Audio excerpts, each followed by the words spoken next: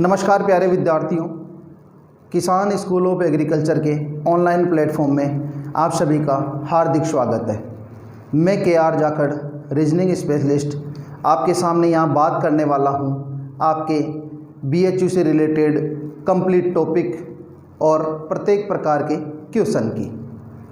और यदि आप रीजनिंग के कंप्लीट टॉपिक देखना चाहते हैं, पूरा सिलेबस रीजनिंग का क्लियर करना चाहते हैं, तो डिस्क्रिप्शन में दिए गए मेरे YouTube channel reasoning bye KR Jakhar को सब्सक्राइब करें और बेल आइकन दबाएं ताकि सभी वीडियोज़ की नोटिफिकेशन आप तक पहुंच सके।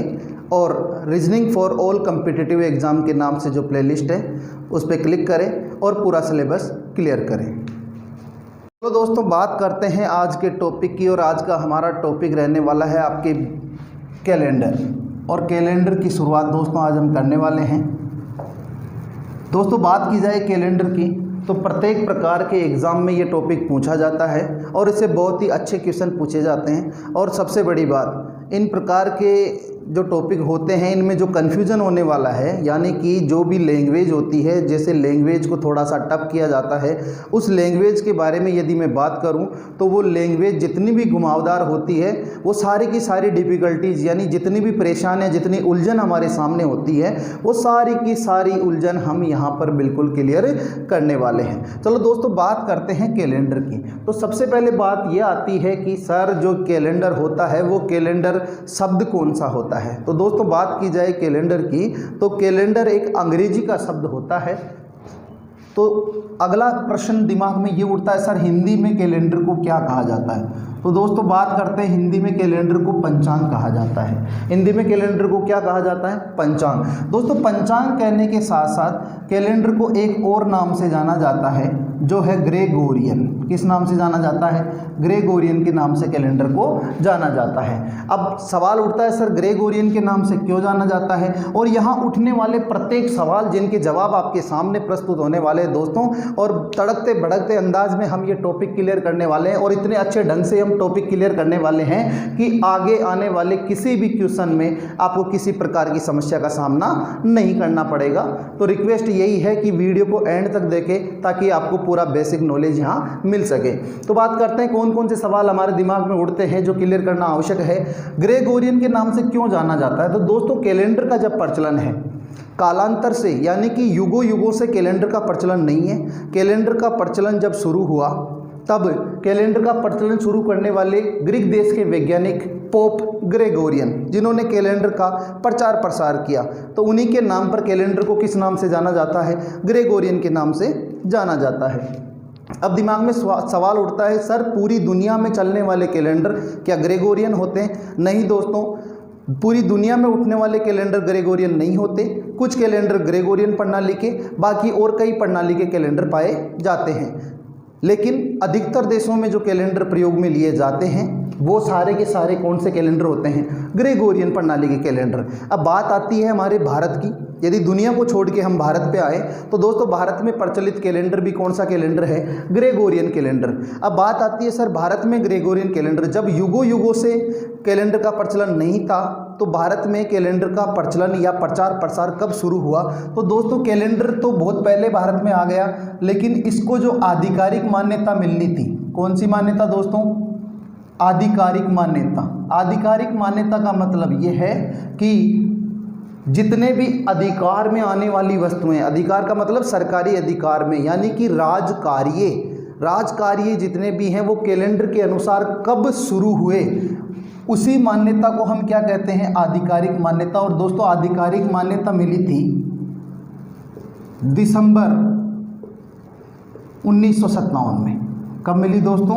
1957 में। तारीख कभी आपसे नहीं पूछी जाएगी, क्वेश्चन ये भी नहीं पूछा जाता है, लेकिन हमारे नॉलेज में ये क्वेश्चन होना बहुत ही आवश्यक है। तारीख यदि पूछ ली जाए तो 3 दिसंबर 1957 को कैलेंडर को आधिकारिक मान्यता प्रदान की गई। अब दोस्तों, बात करते हैं कैलेंडर की। हमने चर्चा करी कैलेंडर अंग्रेजी का शब्द है, हिंदी में पंचांग कहते हैं, ग्रेगोरियन के नाम से भी जानते हैं। क्यों जानते हैं इसके बारे में हमने चर्चा कर ली है। और भारत में आधिकारिक मान्यता कब मिली?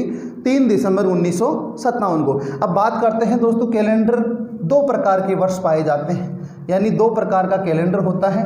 वो कौन कौन सा होता है उसके बारे में चर्चा करते हैं। आप सब लोग जानते होंगे, एक कैलेंडर होता है हिंदी का और एक कैलेंडर होता है अंग्रेजी का। एक हिंदी का कैलेंडर होता है, एक अंग्रेजी का कैलेंडर होता है। अब दोस्तों आप सभी को पता होगा, आप जानते हैं, छोटी कक्षाओं में पढ़ते आए हैं कि अंग्रेजी जो कैलेंडर होता है उसमें 2 प्रकार के वर्ष होते हैं। कितने प्रकार के? 2 प्रकार के। एक होता है आपके साधारण वर्ष और एक होता है लीप वर्ष। सब लोग अच्छे से ये जानते होंगे और ये भी जानते होंगे कि जो साधारण वर्ष होता है, साधारण वर्ष में 365 दिन और लीप वर्ष में 366 दिन पाए जाते हैं। महीनों की बात की जाए तो अंग्रेजी का जो कैलेंडर होता है उसमें कितने माह पाए जाते हैं? 12 माह पाए जाते हैं, जनवरी से लेकर दिसंबर तक। उम्मीद है ये बातें आप सबको पहले से पता होगी। अब दोस्तों बात करते हैं, सबसे पहले आप जहाँ भी कैलेंडर पढ़ने जाएंगे, जिस प्लेटफॉर्म पे भी आप कैलेंडर पढ़ रहे हैं, दोस्तों हिंदी कैलेंडर के बारे में जानकारी कहीं भी नहीं दी जाती, लेकिन बार बार कंपटीशन एग्ज़ाम में हिंदी कैलेंडर के बारे में क्वेश्चन पूछे जाते हैं। चलो दोस्तों बात करते हैं हिंदी के कैलेंडर के कितने प्रकार के वर्ष होते हैं। तो दोस्तों जिस प्रकार अंग्रेजी के 2 प्रकार के वर्ष होते हैं, उसी प्रकार हिंदी के भी 2 प्रकार के वर्ष होते हैं, साधारण वर्ष और लीप वर्ष। लेकिन दोस्तों बात की जाए दिनों की, तो इनमें दिनों की संख्या निश्चित नहीं होती। लेकिन एक सबसे बड़ी जो बात है वो ये है दोस्तों कि साधारण वर्ष में 12 महीने और लीप वर्ष में 13 माह पाए जाते हैं। ये बहुत ही चौंकाने वाला तथ्य आपके सामने है कि साधारण वर्ष में 12 माह है और लीप वर्ष में कितने माह होते हैं? 13 माह होते हैं। कितने माह होते हैं? 13 माह होते हैं। ये जो प्लस एक अतिरिक्त महीना होता है, ये जो +1 अतिरिक्त महीना होता है, इस महीना को राजस्थान की स्थानीय भाषा में गेबी महीना कहा जाता है। कौन सा महीना कहा जाता है? गेबी महीना कहा जाता है। अब ये जो एक महीना आपने सुना होगा दोस्तों कि कैलेंडर आपने देखा और उसमें देखा कि हिंदी वर्ष के भी 12 महीने होते हैं, चैत्र, वैशाख, ज्येष्ठ, आषाढ़, श्रावण, भाद्रपद, आश्विन, कार्तिक, मार्गशीर्ष, पौष माह और फाल्गुन, ये 12 महीने होते हैं। लेकिन आपने सुना होगा कि किसी वर्ष में ज्येष्ठ 2 बार आ गया, आषाढ़ 2 बार आ गया, श्रावण 2 बार आ गया। तो इस प्रकार से महीनों की संख्या में एक अतिरिक्त महीने की वृद्धि हो जाती है और उसी वृद्धि हुए वर्ष को हम हिंदी में क्या कह देते हैं? लीप वर्ष कह देते हैं। क्या कहते हैं? लीप वर्ष कह देते हैं। उम्मीद है दोस्तों कि ये बेसिक नॉलेज थोड़ा सा आपको समझ में आया होगा। इसके अलावा अभी हम हिंदी वर्ष की और चर्चा करने वाले हैं, तो देखते हैं कि आगे हिंदी वर्ष के बारे में कौन सी चीज़ें हमारे लिए इम्पोर्टेंट रहने वाली है। तो दोस्तों 12 महीने की बात हमने कर ली कि हिंदी के जो 12 महीने होते हैं वो कौन से होते हैं? चैत्र से लेकर फाल्गुन तक होते हैं। इसके अलावा कुछ चीज़ें और है जो हमें कैलेंडर के बारे में जानना ज़रूरी है दोस्तों। एक तो होता है तारीख, एक होता है दिनांक और एक होता है तिथि। तारीख, दिनांक और तिथि, क्या ये एक होती है? क्या ये अलग अलग होती है? एक होती है तो क्यों होती है, अलग अलग होती है तो क्यों होती है? ये सवाल हमें जानना बहुत ज़रूरी है दोस्तों। आपके सामने सबसे बड़ी समस्या ये होती है और ये क्लियर होना ज़रूरी है। ये होने का मतलब वाई यानी क्यों। जब भी हमारे दिमाग में किसी चीज़ के बारे में सवाल उठेंगे कि वाई, और वाई जब उठेगा हमारे दिमाग में तो वाई क्लियर होगा, और क्लियर होगा तो प्रत्येक प्रकार की समस्या का समाधान हो जाएगा।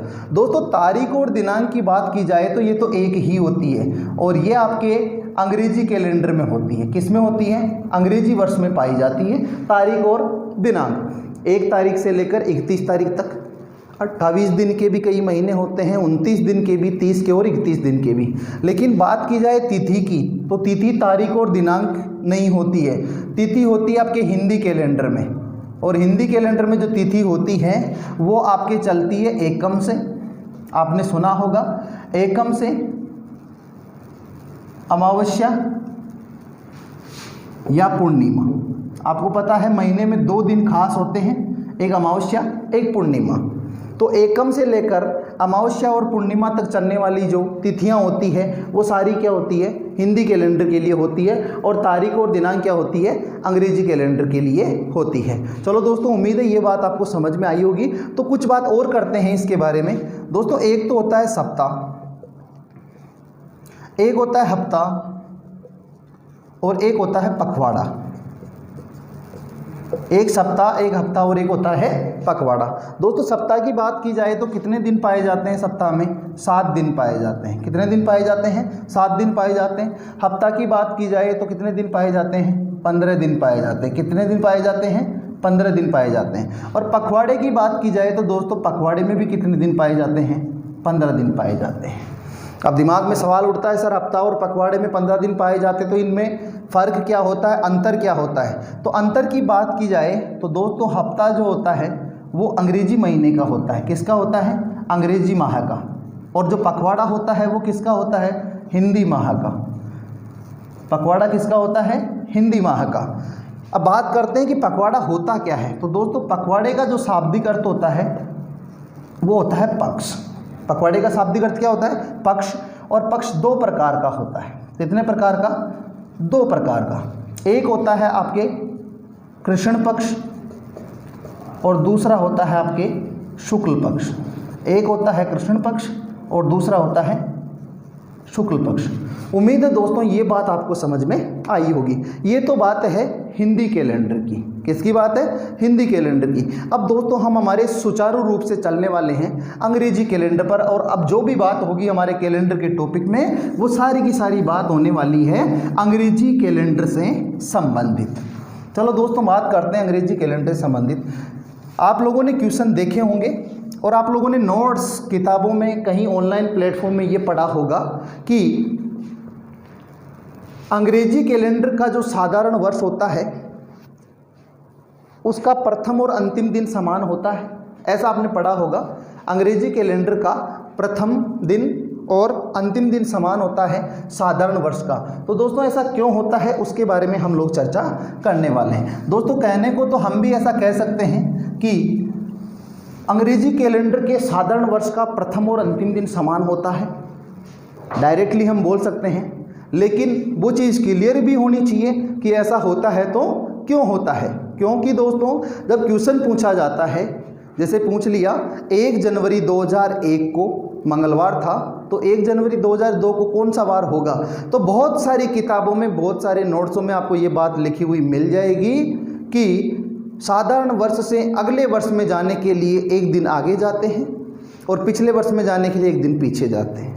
उसी प्रकार लीप वर्ष से अगले वर्ष में जाने के लिए 2 दिन आगे और पिछले वर्ष में जाने के लिए 2 दिन पीछे जाते हैं। लेकिन इतनी बात लिखी होने के बावजूद भी हमारे क्वेश्चन गलत होते हैं। तो दोस्तों हम बात वहाँ करने वाले हैं कि क्वेश्चन गलत कहाँ होते हैं। क्यों? क्योंकि दोस्तों आपने एक कहावत सुनी होगी और वो कहावत आपके राजस्थान में बड़ी फेमस है कि भैंस तो गई जो गई सांकड़ और लेगी। यानी कि बड़े नुकसान के साथ छोटा नुकसान होना। जब क्वेश्चन गलत होता है तो दोस्तों दुख तो होता ही है, और ये दुख शायद मेरे से बड़ा कोई नहीं समझ सकता कि जब एक क्वेश्चन गलत हो जाए और उसी की वजह से हमारा सिलेक्शन रुक जाए, पॉइंट 25 की वजह से सिलेक्शन रुक जाए, पॉइंट 33 की वजह से सिलेक्शन रुक जाए, तो दोस्तों दुख उसी को होता है सबसे ज़्यादा।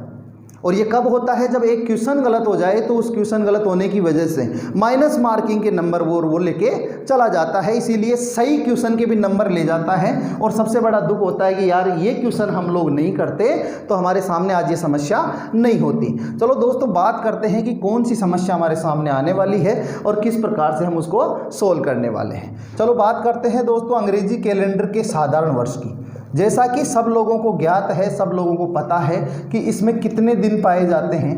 365 दिन पाए जाते हैं। कितने दिन पाए जाते हैं? 365 दिन पाए जाते हैं। दोस्तों बात की जाए सप्ताह की कि सप्ताह कितने होते हैं, एक वर्ष में कितने सप्ताह होते हैं, कितने दिन होते हैं। तो दोस्तों अभी भी हमने चर्चा करी कि सप्ताह में 7 दिन होते हैं। यदि 365 दिन के हमें सप्ताह निकालने हैं तो 365 को हम 7 से डिवाइड करेंगे, 7 का भाग लगाएंगे तो हमारे सामने कुछ ऐसी संख्या निकल कर आएगी 52 सही 1/7। यानी 52 तो सप्ताह बन चुके हैं 7-7 दिनों के, एक दिन हमारे पास में अतिरिक्त बचा हुआ है। तो दोस्तों 52 सप्ताह और 1 दिन। एक साधारण वर्ष में कितने सप्ताह होते हैं दोस्तों?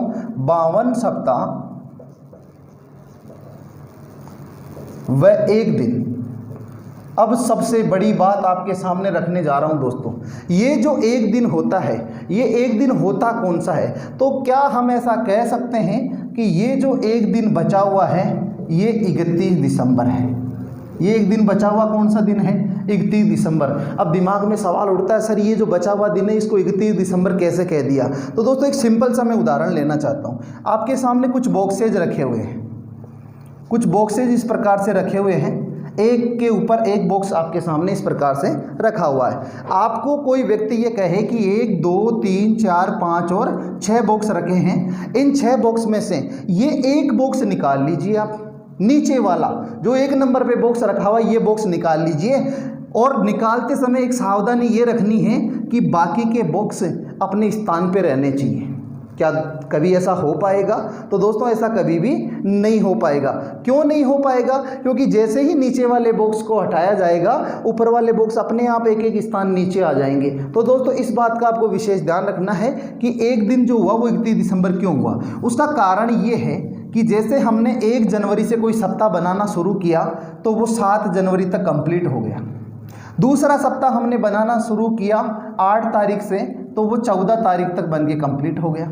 अब तीसरे सप्ताह की बात आई तो दोस्तों जाहिर सी बात है कि वो 15 तारीख से चालू होना है, लेकिन यदि 15 तारीख से चालू नहीं करके हम 16 से शुरू कर दें तो क्या वो सप्ताह बनेगा? हाँ, सप्ताह तो बन जाएगा, लेकिन इस 15 तारीख को हम बीच में नहीं छोड़ सकते। तो जो 52 सप्ताह हमारे पास पूरे बने और एक दिन जो बचा वो दिन कौन सा होगा? 31 दिसंबर ही हो सकता है, क्योंकि वो अंतिम दिन ही हो सकता है। क्यों? क्योंकि 52 सप्ताह जब भी हमने बनाए तो बीच में से किसी दिन को हम ड्रॉप नहीं कर सकते। चलो ये बात तो आपको समझ में आ गई। अच्छा एक बात बताइए दोस्तों, जब 52 सप्ताह पूरे हो गए तो उससे जो अगला दिन होगा, क्या इसके बारे में हम ऐसा कह सकते हैं कि ये 53वें सप्ताह का पहला दिन होगा? जो एक दिन बचा है वो क्या 53वें सप्ताह का पहला दिन होगा? तो आप कहेंगे जी सर बिल्कुल ऐसा ही होने वाला है, क्योंकि 52 सप्ताह पूरे हो गए तो अगला जो भी दिन बचा है वो 53वें सप्ताह का पहला दिन होने वाला है। चलो ये बात समझ में आ गई। तो अब हमारे सामने जो समस्या होने वाली थी उस समस्या का समाधान भी हो चुका है। दोस्तों बात करते हैं 1 जनवरी से। जनवरी महीने की बात हो रही है, 1 तारीख की बात करते हैं। क्या 7 दिन बाद में फिर से सप्ताह रिपीट होता है? तो आप कहेंगे जी सर बिल्कुल ऐसा ही होता है। तो 1 तारीख को जो वार होगा वही वार 8 तारीख को होगा। आप कहेंगे बिल्कुल। 1 तारीख को हमने कोई वार भी ले लिया, चलो सोमवार ले लिया, 1 तारीख को जो वार होगा वही 8 को होगा। आप कहेंगे जी सर बिल्कुल। इसमें फिर से 7 जोड़ेंगे तो क्या 15 तारीख को फिर से वही वार आएगा? आप कहेंगे बिल्कुल। 15 के बाद में फिर 22 को वही वार आएगा और 22 के बाद में 29 तारीख को भी वही वार आएगा। लेकिन एक चीज़ और सोचने लायक, वो क्या है? क्या 1 तारीख फर्स्ट वीक का फर्स्ट डे है? यानी क्या ये पहले सप्ताह का पहला दिन है? आप कहेंगे जी सर बिल्कुल पहले सप्ताह का पहला दिन है। और 2 तारीख जो है वो दूसरा दिन है। आगे की बात करें 8 तारीख, क्या ये दूसरे सप्ताह का पहला दिन है? इतनी बात यदि हमें समझ में आ गई तो बाकी की बातें आसान हो गई। कैसे? कि सर 7 दिन का एक सप्ताह बना, फिर अगले दिन से दूसरा सप्ताह शुरू हुआ, लेकिन वो दूसरे सप्ताह का पहला दिन होगा। तो दोस्तों जाहिर सी बात है कि ये तीसरे सप्ताह का पहला दिन होगा। 15 तारीख जो होगी वो तीसरे सप्ताह का पहला दिन होगा। यदि 15 तारीख तीसरे सप्ताह का पहला दिन है तो दोस्तों बात करी जाए 22 तारीख की, तो 22 तारीख को क्या होगा? चौथे सप्ताह का पहला दिन होगा। अब हमारे सामने एक बात समझ में निकल के आ रही है, वो क्या है कि पहले सप्ताह का पहला दिन, दूसरे सप्ताह का, यानी सप्ताह तो बदलता हुआ जा रहा है, लेकिन इसका जो पहला दिन है वो सभी का पहला दिन है। और सभी का पहला दिन है तो एक बात समझ में आई कि प्रत्येक सप्ताह का पहला दिन समान होता है, प्रत्येक सप्ताह का दूसरा दिन समान होता है, प्रत्येक सप्ताह का तीसरा दिन भी समान होता है। ये बात समझ में आई। तो दोस्तों क्या हम ऐसा कह सकते हैं कि एक साधारण वर्ष में 1 जनवरी बराबर 31 दिसंबर, क्या ऐसा हम कह सकते हैं? तो आप कहेंगे जी सर बिल्कुल कह सकते हैं। क्यों? क्योंकि 1 जनवरी फर्स्ट वीक का फर्स्ट डे है। जी बिल्कुल। 31 दिसंबर 53वें सप्ताह का पहला दिन, यानी कि ये 31 दिसंबर जो है ये 53वें वीक का फर्स्ट डे है, पहला दिन है। तो ये दोनों क्या होने वाले हैं? बराबर। क्यों? क्योंकि किसी भी वर्ष में जो भी सप्ताह हो उन सप्ताह के पहले दिन समान होंगे, दूसरे दिन भी समान होंगे और तीसरे दिन, चौथे, पाँचवें, छठवें और सातवें पूरे दिन आपस में क्या रहने वाले हैं, समान। तो ऐसा हम कह सकते हैं कि 1 जनवरी को आने वाला वार ही कब आएगा, 31 दिसंबर को आएगा। कब आएगा, 31 दिसंबर को। अब दोस्तों ये कहाँ काम में आने वाला है, कैसे काम में आने वाला है, देखिए दोस्तों क्वेश्चन पूछ लिया 1 जनवरी 2001 और 1 जनवरी 2001 को आपको दे दिया सोमवार।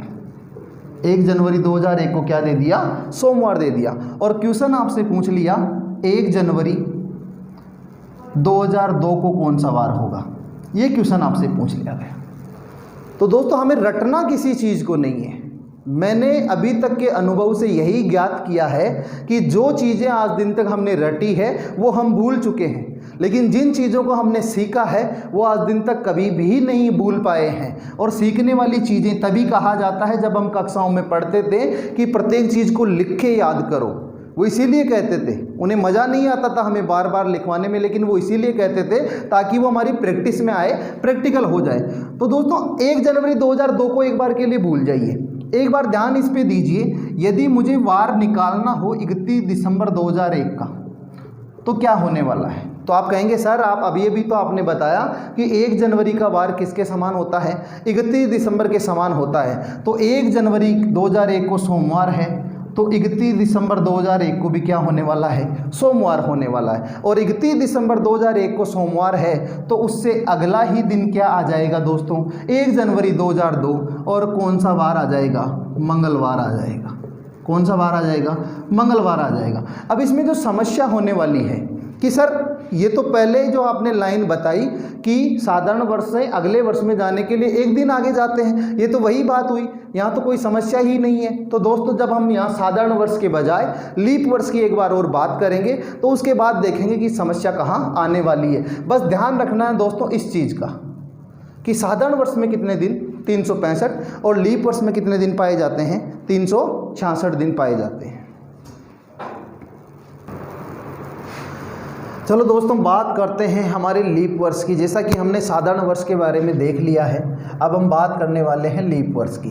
तो साधारण वर्ष को यदि आपने अच्छे से देख लिया तो लीप वर्ष के बारे में ज़्यादा चर्चा करने की आवश्यकता नहीं होने वाली है। क्यों नहीं होने वाली है, क्योंकि वही प्रोसेस इसमें होने वाला है, लेकिन बस एक फ़र्क है, और वो फ़र्क क्या है कि यहाँ दिनों की संख्या कितनी होती है दोस्तों, 366 होती है। 366 होती है, तो यदि 365 में 52 सप्ताह और एक दिन होता है तो 366 में कितने दिन अतिरिक्त बच जाएंगे, 2 दिन बच जाएंगे। कितने दिन बचेंगे, 2 दिन। अब दोस्तों जिस प्रकार साधारण वर्ष में जो एक दिन बचा वो दिन यदि 31 दिसंबर है तो ये 2 दिन कौन कौन से होने वाले हैं, ये 2 दिन आपके सामने होने वाले हैं 30 दिसंबर और 31 दिसंबर। ये बात आपको अच्छे से समझ में आ गई होगी यदि आपने साधारण वर्ष को अच्छे से देख लिया है। तो हम ऐसा कह सकते हैं कि 52 सप्ताह कंप्लीट हो चुके हैं, जो 2 दिन बचे हैं वो अगले सप्ताह के होंगे। और अब अगले सप्ताह के होंगे तो अगले सप्ताह का पहला दिन कौन सा होने वाला है, 30 दिसंबर। क्यों, क्योंकि 31 दिसंबर तो कौन सा दिन होगा, दूसरा दिन होगा। तो हम ऐसा कह सकते हैं कि ये 53वें सप्ताह का पहला दिन होगा। 53वें सप्ताह का कौन सा दिन होगा, पहला दिन होगा। तो दोस्तों हम सिंपल सी सीधी सी भाषा में अब ऐसा कह सकते हैं कि जो लीप वर्ष होता है, लीप वर्ष में 1 जनवरी और 30 दिसंबर का वार क्या होता है, समान होता है। और आप लोग इस बात से बिल्कुल सहमत होंगे कि 1 जनवरी और 30 दिसंबर का वार समान क्यों होता है। क्यों, क्योंकि 1 जनवरी पहले सप्ताह का पहला दिन होता है। 1 जनवरी पहले सप्ताह का पहला दिन और 30 दिसंबर 53वें सप्ताह का पहला दिन होता है। इस बात से आप लोग सहमत होंगे, और सहमत होंगे तो आप लोग ये जान चुके होंगे कि 1 जनवरी बराबर 30 दिसंबर होता है। अब यदि क्वेश्चन पूछ लिया जाए आपसे 1 जनवरी 2008 को यदि बुधवार था, कौन सा वार था, बुधवार, और आपसे पूछ लिया 1 जनवरी 2009 को कौन सा वार होगा, ये आपसे यदि पूछ लिया जाए तो आंसर किस प्रकार करने वाले हैं कि सर यदि 1 जनवरी 2008 को बुधवार है तो हम ऐसा जानते हैं कि 30 दिसंबर 2008 को भी क्या होगा, बुधवार ही होगा। 30 दिसंबर 2008 को भी क्या होगा? बुधवार। तो 1 जनवरी 2009 तक पहुंचने के लिए हमें कितने दिन और चलना पड़ेगा? 2 दिन चलना पड़ेगा। कितने दिन चलना पड़ेगा? 2 दिन। और बुधवार में यदि आप 2 दिन प्लस करेंगे तो आपको वार कौन सा मिलेगा दोस्तों? शुक्रवार मिलने वाला है। कौन सा वार मिलने वाला है? शुक्रवार। तो आपका आंसर क्या हो जाएगा? शुक्रवार। ये तो था इसका जनरल इंट्रोडक्शन, लेकिन जो लाइन हमने याद करी थी आज दिन तक, किसी भी नोट्स, किसी भी प्लेटफॉर्म पे हमने जो लाइन याद करी है किसी भी बुक से, चाहे माध्यम कुछ भी रहा हो वो लाइन याद करने का, कि साधारण वर्ष से अगले वर्ष में जाने के लिए 1 दिन और लीप वर्ष से अगले वर्ष में जाने के लिए 2 दिन आगे जाते हैं। ये लाइन जो याद करी है, ये लाइन हमारे लिए समस्या खड़ी करने वाली है, और वो समस्या है क्या उसके बारे में हम यहाँ देखते हैं। उम्मीद है कि यहाँ तक की बात आपको अच्छे से समझ में आ गई होगी। तो बात करते हैं दोस्तों हमारे क्वेश्चन की, जहाँ हमारे सामने समस्या होने वाली है। देखिए कैसे, यदि आपसे कह दिया जाए कि 20 अप्रैल 2007 और वार दे दिया आपको मंगलवार। 20 अप्रैल 2007 को मंगलवार दिया और आपसे पूछ लिया 20 अप्रैल 2008 कौन सा वार होगा। अब हमारे दिमाग में एक ही चीज़ चलती है, और वो क्या है? सर 20 अप्रैल 2007 ये तो साधारण वर्ष है।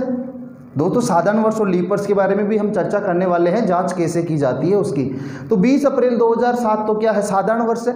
उससे अगले वर्ष में जा रहे हैं, और अगले वर्ष में जाना है तो 1 दिन प्लस कर देंगे क्योंकि वो साधारण वर्ष है, और 1 दिन प्लस करके हम आंसर क्या कर देते हैं? बुधवार। और हमारा आंसर यहीं क्या हो जाता है? गलत हो जाता है। तो दोस्तों इस प्रकार के क्वेश्चन को कैसे सोल्व करना है, कैसे हमें देखना है, जब भी आपके सामने किसी वर्ष से आगे या पीछे जाने की बात की जाए, तो दोस्तों एक बात का हमेशा ध्यान रखना। सबसे पहले ध्यान जिसका रखना है वो किसका रखना है? फरवरी का। एक सिंपल सा उदाहरण आपके सामने लेते हैं। जैसे कि घर की कोई शादी है, और उस घर की शादी में कोई हमारे ऐसा व्यक्ति है जो हमें परेशान कर सकता है। तो दोस्तों जो व्यक्ति हमें परेशान कर सकता है उसके बारे में हमें विशेष तौर पे ध्यान रखना होता है। सभी मेहमान जो शादी में आने वाले हैं उनको छोड़कर केवल एक विशेष व्यक्ति की ओर, क्योंकि वही व्यक्ति काम बिगाड़ सकता है। तो यहाँ काम बिगाड़ने वाला कौन रहता है? फरवरी। क्यों? क्योंकि फरवरी में दिनों की संख्या कभी 28 हो जाती है और कभी 29 हो जाती है। तो दोस्तों अभी हमने बात करी कि दिनों की संख्या पे ध्यान रखना है 365 या 366। तो जब भी किसी वर्ष से अगले वर्ष में या किसी वर्ष से पिछले वर्ष में जाना होगा तो हमेशा या तो 365 दिन चलना होगा या 366 दिन चलना होगा। और ये डिसाइड कौन करेगा? फरवरी डिसाइड करेगा। 365 तो डिसाइड कौन करेगा? जब फरवरी में 28 दिन होंगे। और 366 डिसाइड कौन करेगा? जब फरवरी में 29 दिन होंगे। तो 366 दिन हमें चलना होगा। तो दोस्तों ये किस प्रकार से समस्या पैदा करते हैं और हमें ध्यान क्या रखना है उस चीज़ के बारे में चर्चा करते हैं। तो दोस्तों हमेशा ध्यान रखना है फरवरी का। और फरवरी माह है जब किसी वर्ष से अगले या पिछले वर्ष में जाते हैं तो पूरे 12 महीने चलना होता है। और 12 महीने जब चलना होता है तो फरवरी तो श्योर है कि बीच में आएगा। और फरवरी जब आएगा तो या तो 28 दिन या 29 दिन लेकर हमारे सामने आएगा। हमने देखा यदि 28 दिन होंगे तो 365 ही चलना होगा, और यदि 29 दिन होंगे तो 366। अब आपको पता है कि 365 दिन जब भी चलेंगे तो 52 सप्ताह के अलावा केवल 1 दिन बचेगा, और 366 चलेंगे तो 52 सप्ताह के अलावा कितने दिन बचेंगे? 2 दिन। ये हमने जस्ट अभी साधारण वर्ष और लीप वर्ष में देख लिया है। चलो दोस्तों बात करते हैं 20 अप्रैल 2007 की। यहाँ से हमने आगे चलना प्रारंभ किया और चलना है 20 अप्रैल 2008 तक। तो इतनी बात सबको समझ में आई होगी कि जो फरवरी आने वाला है वो फरवरी कौन से वर्ष का आएगा? 2008 का आएगा। क्यों? क्योंकि 20 अप्रैल 2007 पर हम खड़े हैं और उससे आगे जाना है। तो 2007 की फरवरी तो बहुत पहले निकल चुकी है। अब फरवरी कौन सी बीच में आएगी? 2008 की। और 2008 दोस्तों लीप वर्ष है, तो फरवरी में दिन कितने होंगे? 29। तो 29 दिन जब है तो हमें चलना कितना पड़ेगा? 366। और 366 चलना होगा तो 52 सप्ताह के अलावा कितने दिन आगे जाना पड़ेगा? 2 दिन। तो दोस्तों यहाँ 20 अप्रैल 2007 से 20 अप्रैल 2008 तक जाने के लिए 1 दिन नहीं, कितने दिन आगे जाना होगा? 2 दिन। और हमारा आंसर क्या रहने वाला है? गुरुवार रहने वाला है। क्या रहने वाला है? गुरुवार। अब दोस्तों हम बात करते हैं कि लीप वर्ष और साधारण वर्ष की जो पहचान होती है वो किस प्रकार से की जाती है। फिर इस प्रकार के कुछ क्वेश्चन हम आपके सामने और रखने वाले हैं जिनका सॉल्यूशन अभी करेंगे कि कहाँ हमें परेशानी हो सकती है और उसको कैसे सोल्व किया जा सकता है। चलो दोस्तों बात करते हैं साधारण वर्ष और लीप वर्ष के पहचान की। तो कहा जाता है कि लीप वर्ष प्रत्येक 4 साल में एक बार आता है। तो वह वर्ष जिसमें 4 का पूरा पूरा भाग चला जाए, अर्थात शेषफल क्या रहे, शून्य रहे, शेषफल क्या रहे, शून्य, वह लीप वर्ष होता है। जैसे हम देखते हैं, हमने बात करी 1992, इसमें हमें 4 का भाग देना है। तो दोस्तों कुछ विद्यार्थी क्या करते हैं कि 1992 जो लिखा हुआ है उसमें पूरे में 4 का भाग लगाते हैं। तो दोस्तों पूरे में 4 का भाग नहीं लगाना है, हमें भाग लगाना है केवल यहीं तक, अंतिम 2 अंकों में, यानी इकाई और दहाई के अंक में। अब हमें ये नहीं पता होता कि सर ऐसा किया तो हमने क्यों किया, क्योंकि हर जगह ऐसा लिखा हुआ होता है कि लीप वर्ष या साधारण वर्ष की पहचान करते समय केवल 2 अंकों में भाग लगाते हैं। तो इसका रीज़न ये है दोस्तों कि 4 की जो भाग देने का जो नियम होता है, भाजकता का नियम, वो ये कहता है कि चाहे संख्या कितनी भी बड़ी हो, यदि इकाई और दहाई में 4 का भाग पूरा पूरा जाता है तो वह पूरी संख्या 4 से विभाज्य होती है। इसलिए हमने 92 में 4 से डिवाइड किया। इस प्रकार से कर लेते हैं क्योंकि फीलिंग ही नहीं आएगी पढ़ने की। हाँ, इस प्रकार से फीलिंग आएगी। 4 से डिवाइड किया, 4 का टेबल हमने बोला 2 बार 8 मिला, घटाया 1 मिला, 2 हमने यहाँ से उतार लिया क्योंकि आदत पड़ी हुई है, आदत पड़ी हुई उतार लिया। कितनी बार और भाग गया, 3 बार, ये 12। जब हमने इसको घटाया तो शेषफल क्या बचा आपके सामने, शून्य। तो इसका डिवाइडेशन कैसे हुआ, 23 सही 0/4। तो ये यहाँ पर क्या मिला हमें, शून्य। कहने का मतलब ये है कि 4 के पूरे पूरे जोड़े आपके सामने बन जाने चाहिए, और पूरे जोड़े बन गए तो शेषफल क्या होगा, शून्य, और शून्य होगा तो इस प्रकार का वर्ष क्या कहलाएगा, लीप वर्ष कहलाएगा। क्या कहलाएगा, लीप वर्ष। लेकिन यहाँ भी एक समस्या हमारे सामने होती है, क्या प्रत्येक वर्ष जिसमें 4 का भाग जाता है क्या वो लीप वर्ष होता है? नहीं दोस्तों, केवल यदि वर्ष की बात की जाए तो वह वर्ष जिसमें 4 का भाग चला जाए लीप वर्ष कहलाता है। लेकिन जब बात की जाए शताब्दी की, चलो हमने यहाँ बात कर ली 1600, 1700, 1800, 1900, 2000, ये सारे के सारे शताब्दी वर्ष है। शताब्दी वर्ष का मतलब क्या होता है, जहाँ 100 वर्षों का पूरा समूह बन जाए, और 100 वर्षों का पूरा समूह बन गया 1600, ये भी 100 वर्षों के समूह का अंतिम वर्ष है। ये सारे अपनी अपनी शताब्दी के अंतिम वर्ष माने जाते हैं। तो यहाँ हमने 4 का भाग लगाया तो आपने देखा सीधा सीधा 4 का पूरा पूरा भाग गया, शेषफल 0 हुआ। तो ये कौन सा वर्ष है, ये लीप ईयर है। 1700 में अब हम क्या करते हैं, सर 17 है, भाग नहीं जाएगा 4 का, ऐसा नहीं है दोस्तों। वह संख्या जिसमें इकाई और दहाई का अंक 0 हो, चाहे वो कोई सी भी संख्या है, 4, 6, 5, 2, 8, 1, 9, कितनी भी बड़ी संख्या है, यदि इकाई और दहाई का अंक 0 है तो वह संख्या 1, 2, 4, 5, 10, 20, 25, 50 और 100 उन सब से पूरी पूरी बार डिवाइडेबल होती है, यानी कि वो पूरी पूरी बार भाज्य संख्या होती है जिसमें 4 का पूरा पूरा भाग जाता है। तो भाग तो सभी में 4 का जाता है, तो क्या सारे के सारे शताब्दी वर्ष लीप वर्ष होते हैं? नहीं दोस्तों, लीप वर्ष की बात की जाए तो जिस प्रकार साधारण वर्ष और लीप वर्ष होता है उस प्रकार आपके पास साधारण शताब्दी और लीप शताब्दी भी होती है। तो वह वर्ष जो लीप शताब्दी है वही लीप वर्ष होगा, वह वर्ष जो साधारण शताब्दी है वो लीप वर्ष नहीं होगा। जो लीप शताब्दी होगी वही लीप वर्ष होगा। और लीप शताब्दी चेक करने के लिए क्या करना होगा, यहाँ दोस्तों भाग 4 का नहीं, किसका लगाना होगा, 400 का। अब 400 का भाग हमने 1700 में लगाया तो 4 बार तो गया, लेकिन 100 शेषफल बचा। तो ये कौन सा ईयर है दोस्तों, ये सिंपल ईयर है। 1800 में भी 400 का भाग पूरा पूरा नहीं जाता, तो कौन सा ईयर है, सिंपल ईयर। 1900 में भी 400 का पूरा पूरा भाग नहीं जाता क्योंकि 300 शेषफल होता है, तो ये सिंपल ईयर है। और 2000 में 400 का भाग पूरा पूरा जाता है, तो ये कौन सा ईयर है, लीप ईयर।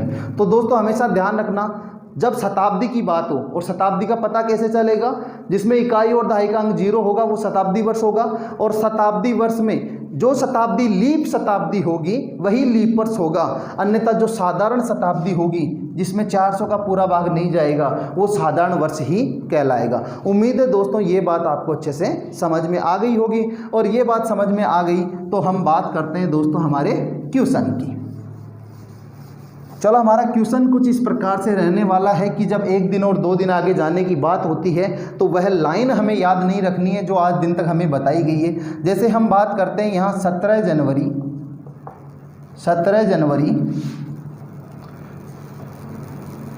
1994, 17 जनवरी 1994 को गुरुवार था, और आपसे पूछ लिया गया 17 जनवरी 1993 कौन सा वार होने वाला है। तो आप कहेंगे सर 1994 साधारण वर्ष है, इससे पीछे जाएंगे साधारण वर्ष ही आएगा। क्यों? क्योंकि 1994 की फरवरी तो काम ही नहीं आएगी, क्योंकि 17 जनवरी 1994 पर आप खड़े हैं और इससे जस्ट नीचे आने वाले हैं, और नीचे आएंगे तो जनवरी 17 यहाँ आपको पहुँचना है, तो फरवरी किसके काम में आएगी? 1993, और 1993 कभी भी लीप वर्ष नहीं हो सकता। ये कैसा वर्ष है? Simple year. तो फरवरी में दिनों की संख्या कितनी आएगी? तो आप कहेंगे सर फरवरी में 28 दिन आने वाले हैं, और 28 दिन आएंगे तो हम 1 दिन पीछे जाएंगे। ये हमेशा ध्यान रखना कि हमें क्या करना है, माइनस करना है, क्योंकि पीछे की ओर जा रहे हैं, और पीछे की ओर जाएंगे तो 1 दिन पीछे जाएंगे और 1 दिन माइनस करेंगे तो आंसर क्या मिलेगा? बुधवार। यहाँ तो हमारे सामने कोई समस्या नहीं है। आपने कहा था सर यहाँ समस्या होने वाली है, तो देखिए समस्या कहाँ होने वाली है। इसी प्रकार का क्वेश्चन हम एक और लेते हैं और उसके बारे में चर्चा करते हैं, समस्या किस प्रकार से हमारा पीछा करते हुए हम तक पहुँच जाती है। तो दोस्तों हमने बात कर ली यहाँ 22 जनवरी 2016, और वार दे दिया हमें रविवार, और हमें पहुंचना है 22 जनवरी 2015 तक। अब हमारे दिमाग में एक ही बात घूमती है, और वो बात ये है कि सर 2016 से जब हमें पीछे जाना है तो 2016 तो क्या है? 2016 तो एक लीप वर्ष है, और लीप वर्ष से पिछले वर्ष में जाने के लिए 2 दिन पीछे जाते हैं, और हम रविवार से 2 दिन पीछे जाके आंसर में क्या कर देते हैं? शुक्रवार, और हमारा आंसर क्या हो जाता है? गलत। अब हमें ध्यान एक ही चीज़ का रखना है, और वो रखना है किसका? फरवरी का। यदि फरवरी में दिनों की संख्या कितनी हो? 28, तो हमें कितने दिन आगे या कितने दिन पीछे जाना है? 1 दिन। और यदि इसी फरवरी में दिनों की संख्या कितनी आ जाए? 29, तो हमें 2 दिन आगे या 2 दिन पीछे। आगे तो कब जाना है? जब किसी वर्ष से अगले वर्ष में जाना हो, और पीछे कब जाना है? जब किसी वर्ष में से पिछले वर्ष में जाना हो। अब हमें यहाँ जाना है पिछले वर्ष में, तो जाहिर सी बात है यहाँ माइनस होने वाला है, चाहे 1 हो चाहे 2 हो वो माइनस होगा, यहाँ प्लस नहीं होगा, क्योंकि 2016 से 2015 पे आना है, घटते हुए क्रम में हमें चलना है। अब हमें देखना है कि जो फरवरी काम में आ रही है, क्योंकि पूरे 12 महीने तो हमें चलने हैं, इन 12 महीनों में जो फरवरी काम में आई उसमें दिनों की संख्या 28 है या फिर 29 है, ये हमें डिसाइड करना है। और ये डिसाइड होगा तो यही डिसाइड करेगा कि हमें 1 दिन पीछे जाना है या 2 दिन पीछे जाना है। अब आपने देखा सर ये तो लीप वर्ष है, लेकिन हम लीप वर्ष में 22 जनवरी 2016 पे खड़े हैं और इससे पीछे आ रहे हैं, तो क्या 2016 की फरवरी पे कभी पहुंच पाएंगे? आप कहेंगे जी सर नहीं पहुंच पाएंगे। तो 22 जनवरी 2015 तक जब आएंगे आगे से चलते हुए पीछे की ओर, तो फरवरी तो 2015 की काम में आएगी, और 2015 में तो साधारण वर्ष है और दिनों की संख्या 28 होगी, और 28 होगी तो दोस्तों हमें 2 दिन पीछे नहीं, कितना दिन पीछे? 1 दिन। और 1 दिन जब यहाँ पीछे जाएंगे तो वार कौन सा मिलने वाला है आपको? शनिवार मिलने वाला है। कौन सा वार मिलने वाला है? शनिवार मिलने वाला है। उम्मीद है कि दोस्तों ये बात आपको समझ में आई होगी। चलो आज के इसी ज्ञान में हम एक सिंपल सी बात और करते हैं, और वो सिंपल बात क्या है दोस्तों? साधारण वर्ष और लीप वर्ष की पहचान करने के लिए जो हम 4 का डिवाइड करते हैं वो कभी कभार डिवाइड करने की आवश्यकता नहीं होती। कुछ वर्ष ऐसे होते हैं जिनको आसानी से पहचान लिया जाता है, और वो वर्ष है कौन से? जैसे बात कर ली 2017, 1991, 1877, इस प्रकार के जो वर्ष हमने बात करी, इनमें समानता क्या है कि जो इकाई का अंक है सबसे पहले लीप वर्ष और साधारण वर्ष के बारे में जानने के लिए हमें इकाई के अंक की ओर ध्यान देना है। और इकाई के अंक की ओर ध्यान क्यों देना है? क्योंकि आपको पता है कि हम लीप वर्ष चेक करने के लिए भाग किसका लगाते हैं? 4 का लगाते हैं। और 4 एक सम संख्या है, और 4 जब एक सम संख्या है तो सम संख्या का किसी भी संख्या में यदि भाग लगाएंगे और यदि वो पूरा पूरा भाग जाता है तो वह संख्या भी सम संख्या होनी चाहिए, अन्यथा किसी सम संख्या का पूरा पूरा भाग नहीं जाता। छोटा सा एक उदाहरण लेते हैं। हमने यहाँ लिया 8 और भाग लगाया 2 का भाग पूरा पूरा चला गया और शेषफल 0 बचा, क्योंकि यहाँ सम संख्या थी। यदि यही हमारे सामने होता 9 और फिर 2 का भाग लगाते तो क्या भाग पूरा पूरा जाता? नहीं, शेषफल क्या होता? 1। तो क्या ये कभी भी विषम संख्या वाला वर्ष जिसका इकाई अंक विषम संख्या है वो कभी लीप वर्ष हो पाएगा? नहीं हो पाएगा। दोस्तों विषम संख्या में ये प्रभाव नहीं पड़ता। जैसे हमने लिया 12, ये एक सम संख्या है, इसमें 4 का भाग भी जाएगा, 2 का भी जाएगा, 6 का भी जाएगा, इसके साथ साथ इसमें 3 का भाग भी जाएगा। तो 3 तो एक विषम संख्या है। तो विषम संख्या का तो चाहे विषम हो चाहे सम हो उसमें पूरा पूरा भाग जा सकता है, लेकिन सम संख्या का भाग लगाना है तो इकाई का अंक सम संख्या ही होना चाहिए, तभी वो संख्या पूरी सम संख्या होगी, अन्यथा पूरा पूरा भाग नहीं जाएगा। तो 2015 हमारे पास में यहाँ था। इकाई का अंक देखा तो क्या मिला हमें? ओड मिला। क्या मिला? ओड, यानी विषम संख्या मिला। और यदि विषम मिला है तो ये कभी भी लीप वर्ष नहीं हो सकता। तो दोस्तों आज हमने देखा है कैलेंडर का बेसिक। कल हम बात करेंगे अगले लेक्चर में इसके क्वेश्चंस की, कैलेंडर के कोड की। तो अंत में जाते जाते आपसे मेरा यही निवेदन है कि अच्छे से आप पढ़ते रहें। आपके सामने रेगुलर क्लासेज आपको मिलती